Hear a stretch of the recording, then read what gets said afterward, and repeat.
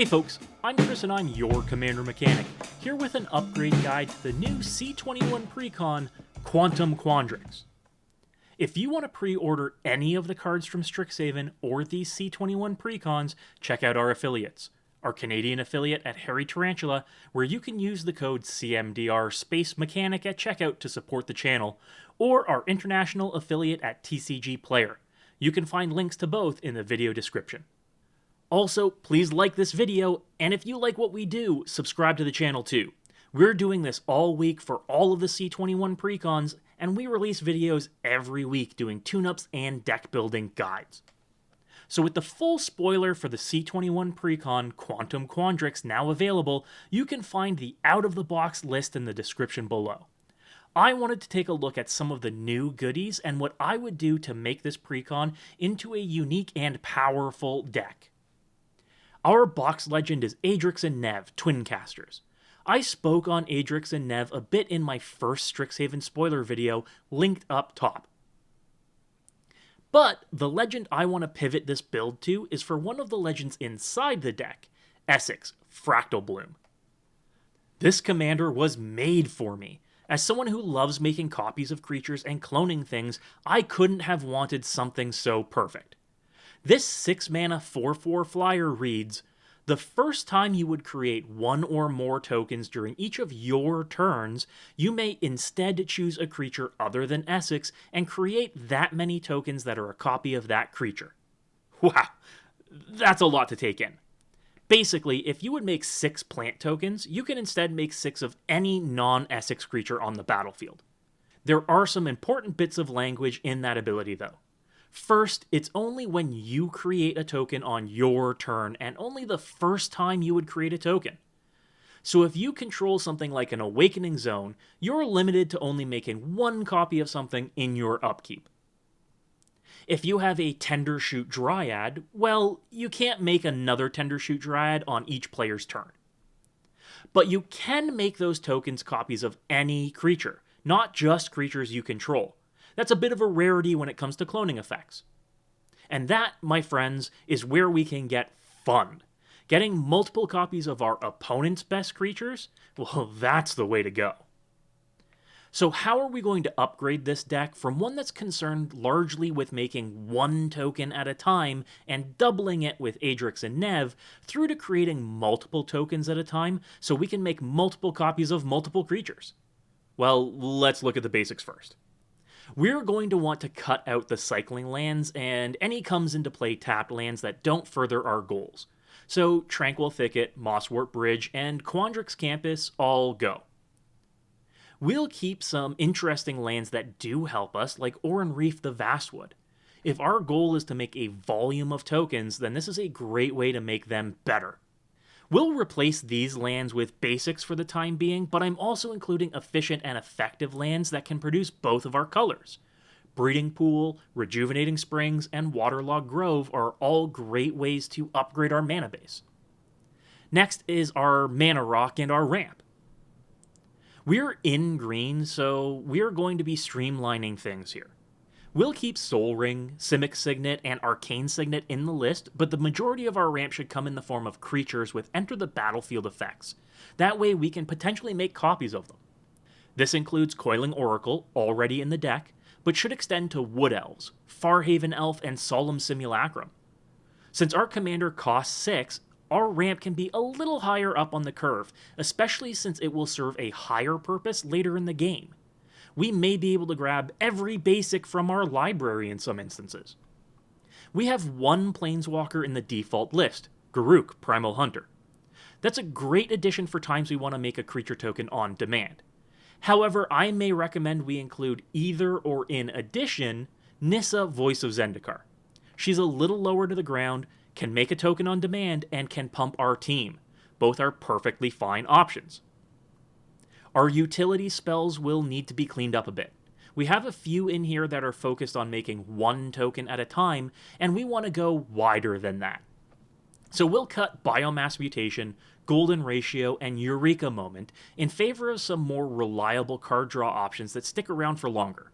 Garruk's Uprising is ideal since it'll trigger on tokens we create, if they're big enough, and will give our team trample when it comes to swinging. Elemental Bond is great here too. Since these are going to enter the battlefield, these triggers will draw us a bunch of cards for every token we make, provided they're big enough. For ramp, Nissa's Expedition and Kodama's Reach come out too. Since we've shifted our creature ramp to 3, let's have our spell ramp at 2. Nature's Lore and 3 visits would make for simple substitutions. For removal, we're a little on the light side. We have the amazing new board wipe and Oversimplify that is an all-star, and Azuri's Predation is both a mass token generator and a way to deal with pesky creatures, despite being on the highest end of our curve. We also have Beast Within, Rapid Hybridization, and Corrosion Grip in the list. Perfect. Let's supplement these with Reality Shift too, and Pongify if we're feeling we need more targeted removal options. Imprisoned in the Moon is a great and versatile option for hitting any target that we may want to include too. For our creatures, let's also remove anything that doesn't make tokens or that we wouldn't want multiple copies of. That's going to be a lot of the cool newer cards like Zimone, Quandrix Prodigy, Ruxa, Patient Professor, and Spawning Kraken. But we'll replace them with quite a few more exciting and synergistic creatures. We'll look at creatures and spells that make multiple tokens. A prime example that's not in the default list is Avenger of Zendikar. This is a mass token maker that could net us, well, many more Avenger of Zendikars. If you've never seen someone pull this off with Mystic Reflection, which we'll also be including in the list, then you'll know that it is an amazing sight to behold. We'll also look to include spells like Aether Mutation. This 5-mana sorcery can net us a ton of tokens depending on what our opponents have out. A nice on-demand way to make multiple copies of something. Beacon of Creation is another spell that can net us a token for each forest we control. While not as efficient if we were in a mono-green list, paying 4 mana and even getting 3 copies of a Solemn Simulacrum is an amazing value. Fists of Ironwood and Druid's Call are both auras that could net us multiple creature tokens as well, with Druid's Call basically ensuring that the enchanted creature either gets us a lot of tokens or is unblockable. Curious Herd is another spell that can make us a volume of tokens at once, which we can make into anything we want. It's spells like these that are going to synergize with our commander to make them insane, but are still very good value at baseline. For creatures that make tokens, we could include Kessig Cagebreakers. It has an on-attack trigger that can net us many creature tokens depending on how full our yard is as well. This can easily get us a bunch of tokens at once whenever we attack, exactly what we're looking for. There's also one of my favorites, Master of Waves. It is a great Avenger of Zendikar-like that can come into play, even if it's just creating 2 tokens, and can make us 2 more copies of itself, which then see the additional devotion those token copies create. Very tidy. Then we have good old Michaeloth. One of my favorite creatures. If Michaeloth survives 1 turn cycle, we could be creating enough copies of a creature to drown out the entire board. That's what this deck wants to do. And we'll also want creatures that we want to create copies of. Someone that can really get insane with multiple enters the battlefield triggers. These will be payoff creatures that will ideally win us the game. Muldrifter, Acidic Slime, and Thragtusk are all options. Gaining life, destroying permanents, or drawing cards. Getting you piles and piles of advantage and setting your opponents back significantly. Agent of Treachery, while at the top end of our curve, is perfect here too.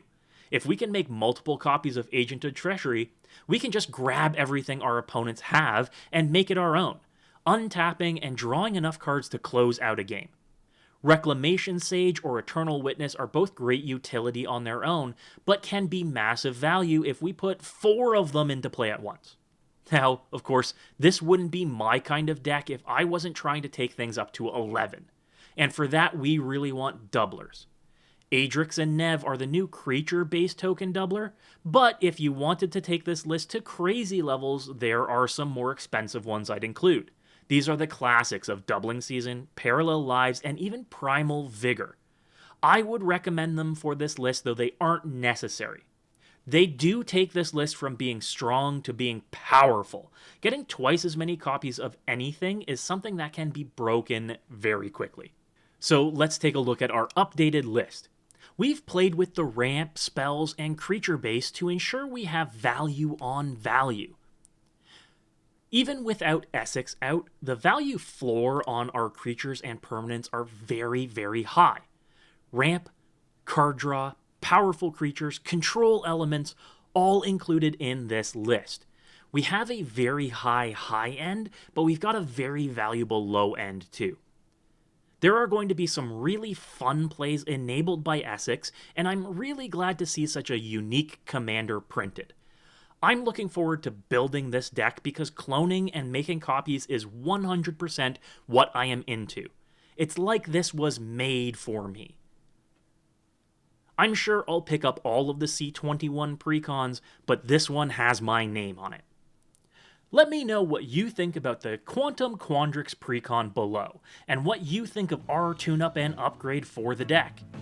Look forward to more like these for the rest of the week on the rest of the Precons, and check out the previous ones linked up top.